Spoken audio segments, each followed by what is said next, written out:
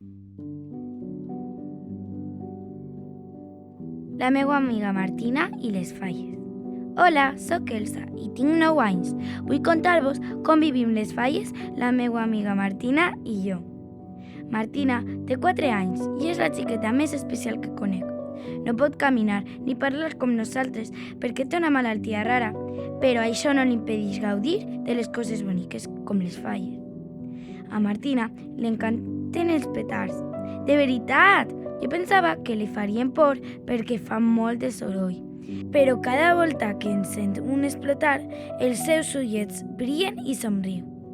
En la mascletà, encara que porta uns cascos per a protegir-se les orelles, s'emociona moltíssim.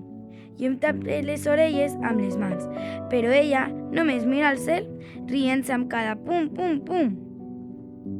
El més complicat és moure'ns pels carrers, perquè hi ha molta gent i moltes vegades les voreres són massa altes. A voltes no podem passar per on estan les falles perquè no hi ha prou espai per a la cadira.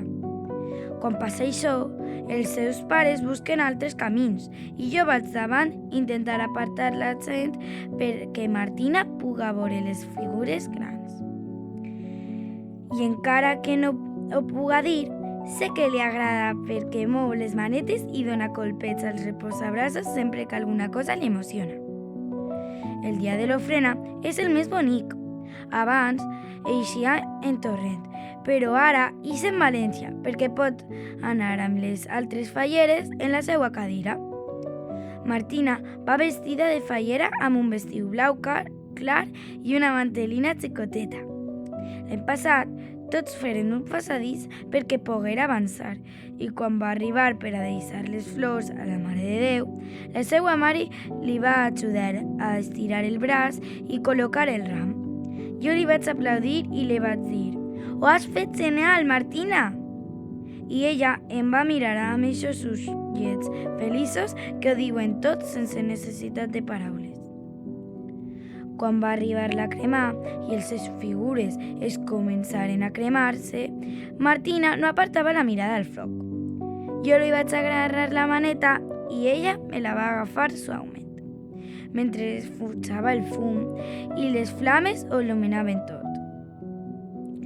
Abans d'anar-nos, li vaig preguntar «L'any que ve, més petards?» I encara que Martina no pot respondre en paraules, els seus ulls i el seu somriure digueren un enorme «sí». Martina, com he dit, és fallera a València perquè hagué de buscar una falla adaptada a les persones amb diversitat funcional com ella. En el seu casal hi ha espais adaptats, tarifes reduïdes i places d'aparcament especials molt propet. Sé que a voltes les falles no estan fetes per a xiquets com Martina. Hi ha moltes barreres i poques zones tranquil·les, però jo somie que cada any les facin més fàcils per a tots, perquè tots mereixen gaudir de les llums, les flors i, clar, els petards.